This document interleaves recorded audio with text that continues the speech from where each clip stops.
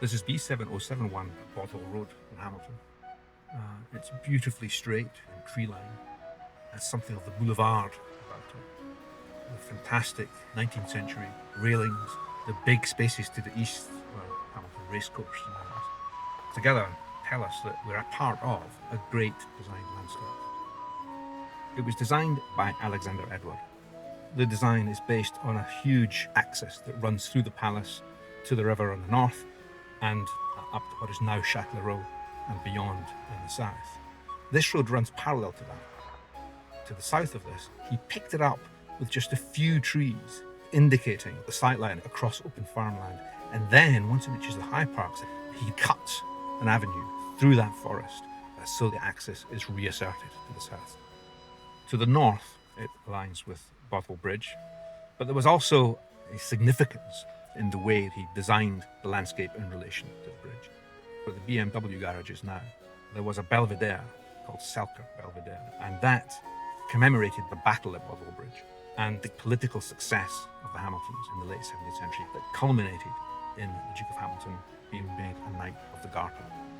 This belvedere echoes the Star of the Garter, with one of its vistas terminating on the bridge. And he designed the star to make the rays of the star the same as the rays of the Order of the Garter. To the south, it terminates on Douglas Castle, but that's 20 miles away. It's something that you appreciate from the plan rather than through the visuals. It's an example of the historical landscape, where the landscape is designed to connect significant items in the landscape, including historical events. Around 1701, 1702, Edward was sent to France by a group of Scottish noblemen. And that was a project about bringing back information and images of architecture and landscape architecture.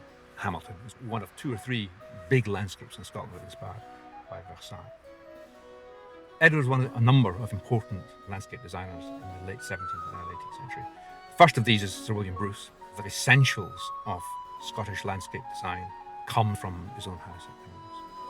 Edward was directly connected to the Earl of Mar, who was probably the greatest formal landscape designer in Scotland in this period. And Mar was the main patron of that visit to France. So Edward did this design in the summer of 1708. Sadly, he died a few weeks after he'd finished it. By the 1720s, when William Adam was working there, the gardeners had been following Edward's design.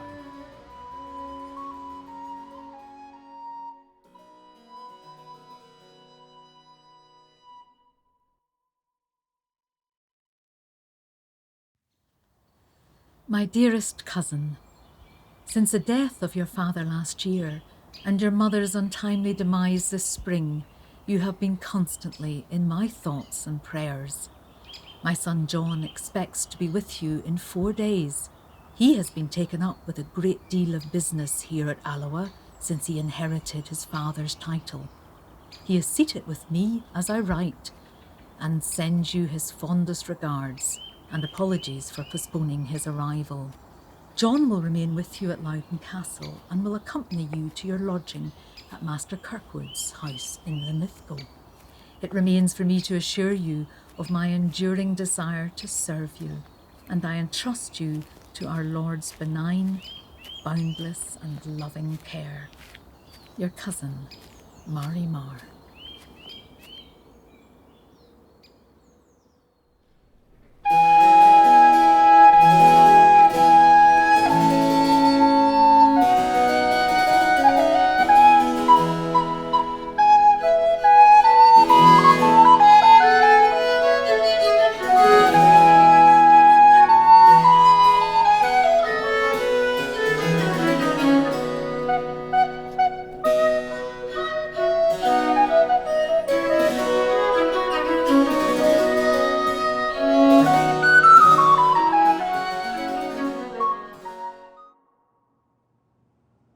Their last valediction, thrice uttered, was also very solemn, and somewhat answered, by Christians who thought it too little, if they threw not the earth thrice upon the interred body.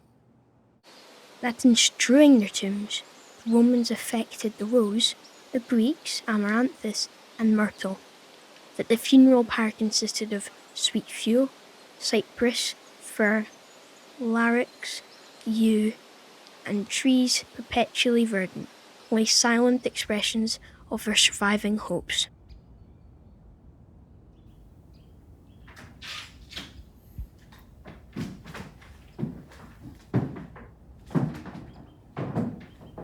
Hugh.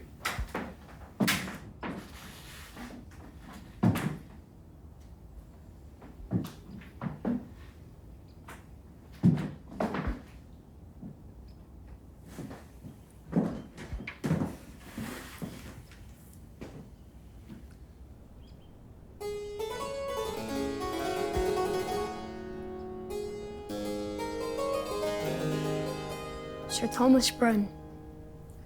Hydriotaphia, urn burial, or a discourse of the sepulchral urns lately found in Norfolk. Hydriotaphia sepulchral. And what is it about? My tutor says that it will enable me to comprehend the meaning of death and how I might commemorate my dead parents. Go on. For that the seeming dead will restore itself from the root.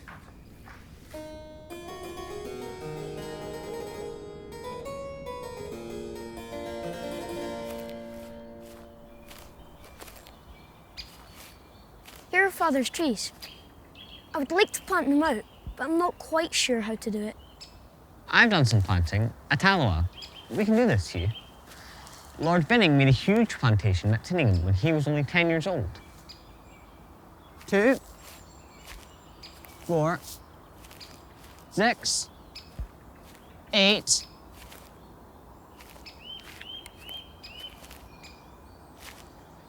Six stone coffins are found over there. No one quite knows how old they are. Possibly pagan antiquities? Really? Is it true you have Sir William Wallace's sword at Loudon? Yes, he was my ancestor.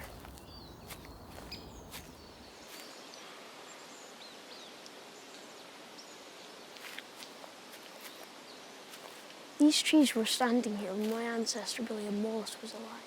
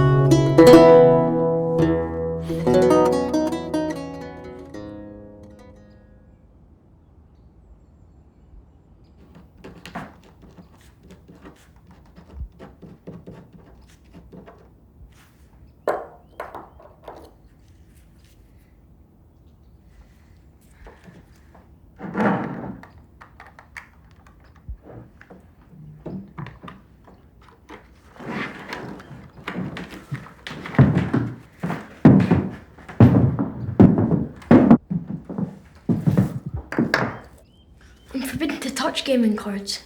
Well, just look at them. This one has my coat of arms on it. It's the 10 of hearts. And this one is yours. It's the 8 of clubs.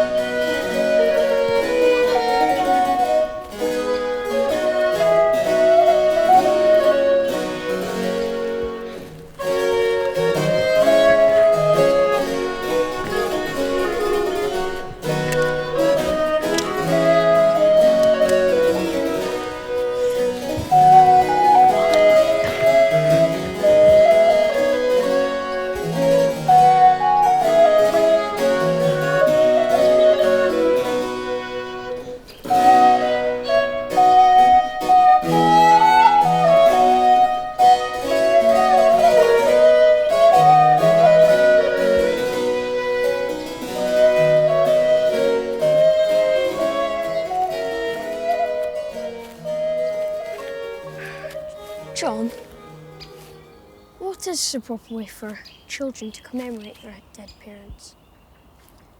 Well, I suppose it would normally be a monument. However, Sir Thomas Browne says the great stone monuments that satisfied the ancients' vanity for Elysiums were nothing compared to the true Christian death. But in living, we are ready to be anything, in the ecstasy of being ever, and as content with 6 foot in the earth as we would be with the monuments of Hadrian the Great. So, if not a monument, then what? Well, here, St. Paul says, "Children, obey your parents in the Lord, for this is right. Honour thy father and mother, which is the first commandment with promise, that it may be well with thee, and thou mayest live long on the earth." And part of Sir Thomas Browne's book is called The Garden of Cyrus, or The Quincuntial Lozenge, or Network Plantations of the Ancients, artificially, naturally, mystically considered. And Sir John Evelyn recommended quincunxes for gardens as emblems of symbolical thought. And you know, playing cards are quincunxes, and so are dice. So don't you think we could use the playing cards to design a garden? And that should be quite fitting. Yes, that's it. I think we've got it.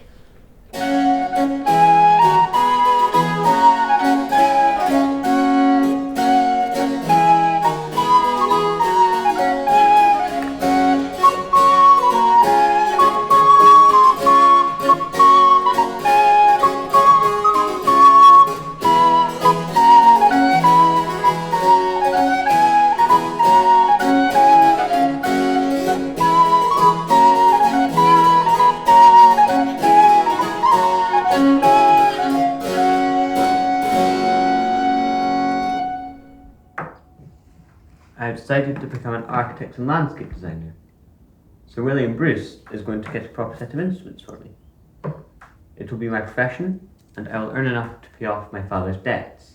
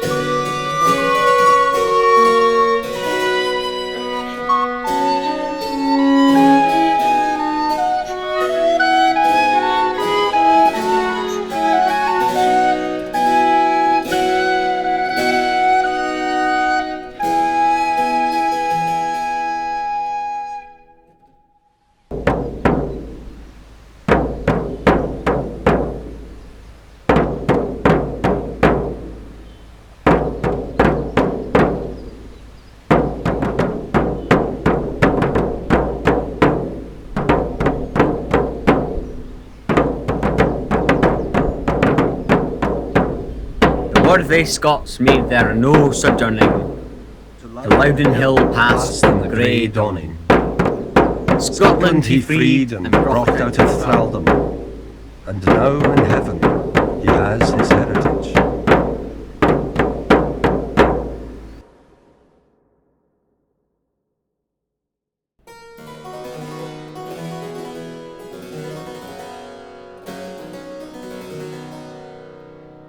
Dear Earl, there are no fiddles in this country, but I've picked up the Duchess of Argyll's harper, a pretty good one.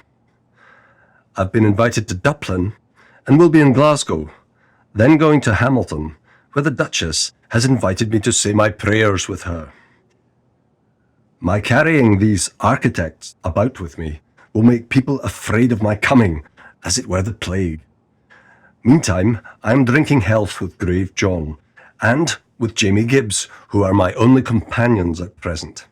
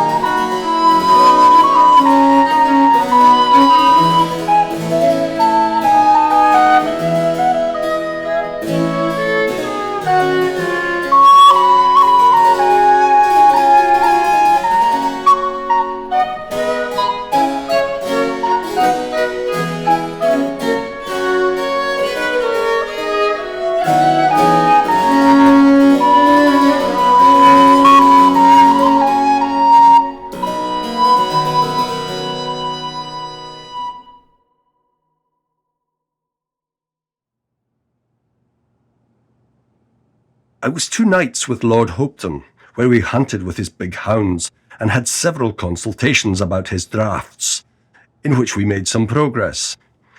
He has really a fine seat and is making fine things about it.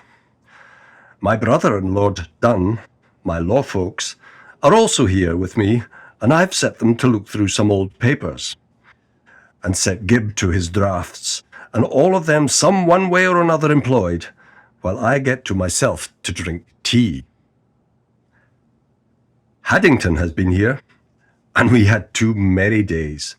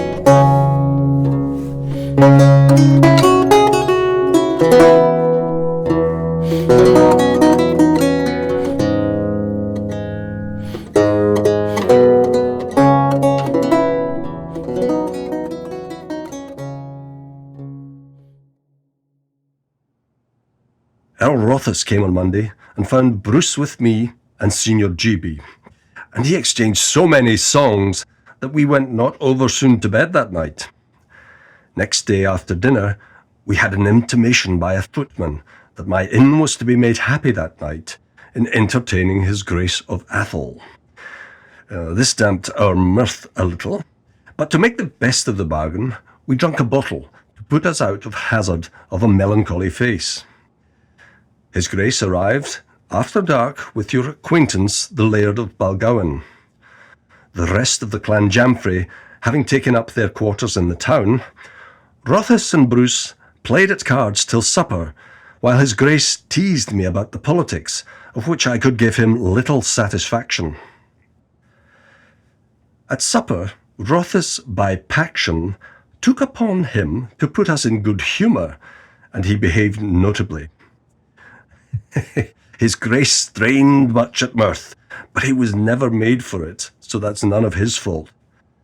In spite of nature, he screwed his face into a certain kind of convolvulative notion to imitate a laugh, and showed the Laird his great example of how to sing a song by singing "Willie was a wanton nag," etc. The Laird cheered up after his awful pupil was gone to bed. Rothus, having found his key, and notwithstanding that he is a squadrone man, bellowed out, "The king shall enjoy his own again," in a stentrophonic voice, so loud he even drowned out Bruce. I think myself to be as wise as he that gazeth on the skies. My sight goes beyond the depth of a pond, or rivers in the greatest rain, whereby I can tell that all will be well when the king enjoys his own again. Yes, this I can tell, that all will be well when the king enjoys his own again. Hey!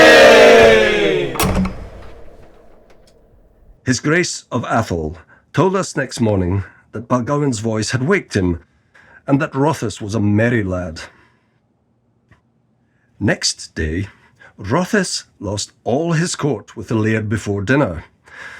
The Prince of Hanover's picture chanced to be hanging in the dining room. Says Rothus in a whisper, "Laird, you see that picture? The young gentleman with a nip of his one eye? You will drink his health?" A dram of brandy is called for, and the Laird drunk it. Bruce pledged, and so round it went. Would anybody believe Balgowan had begun a toast for the Prince of Hanover's health? The Laird looked exceeding foolish, and did not really recover all the time he stayed. Senior GB had made a song to the tune of Athol's laugh that was not a little comical. He sends you his good wishes.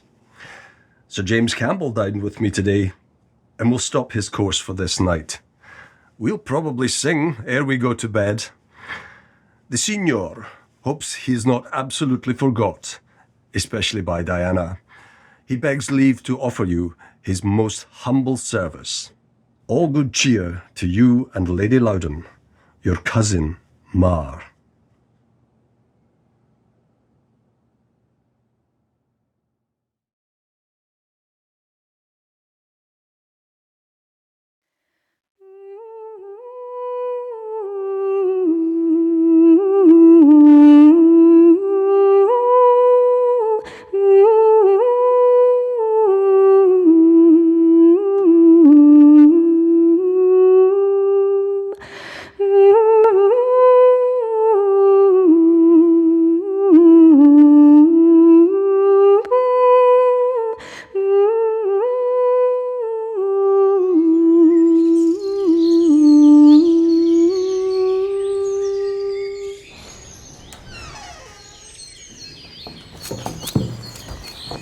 That's me. Got your ice now, your lordship.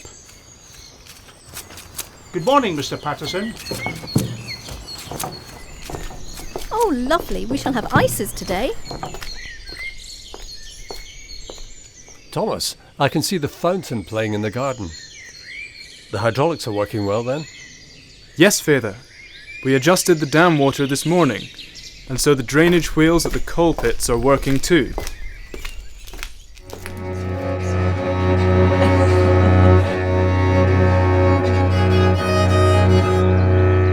Shh! They're looking this way.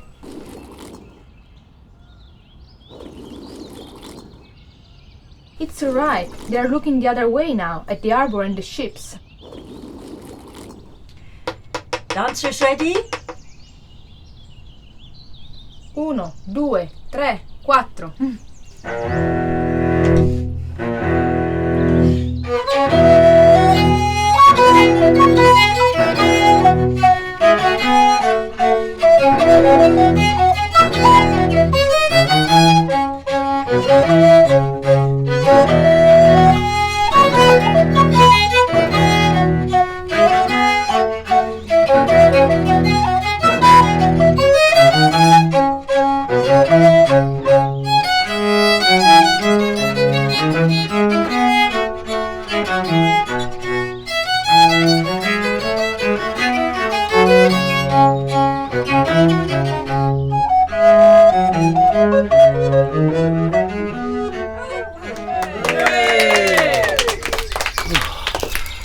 Excuse me, your lordship. The post has arrived from Rome. Thank you, Patterson. If it's from the king, I must reply immediately. But Papa, we were going to finish the palace designs this afternoon.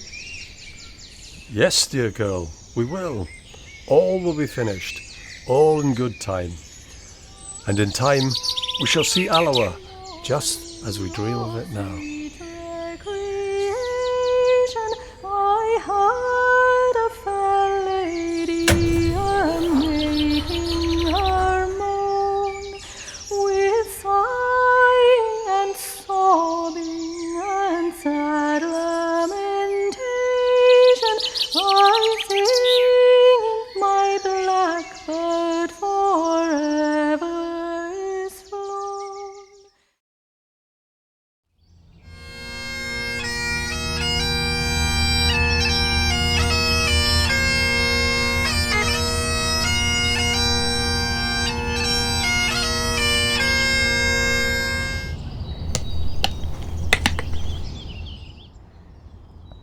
Éireach gal.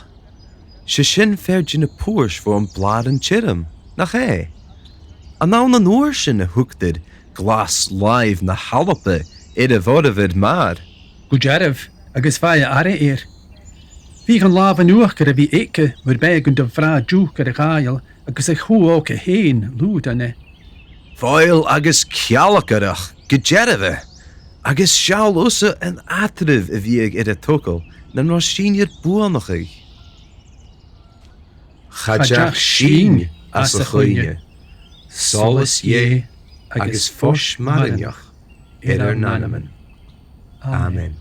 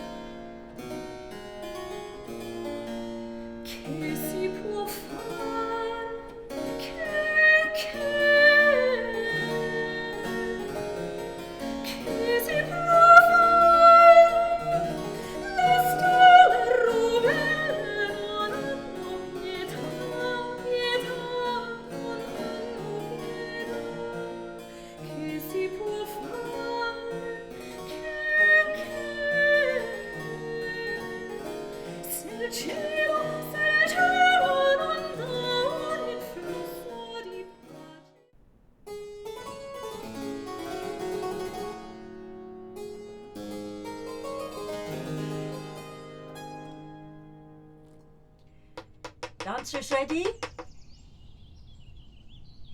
1, 2, 3, 4.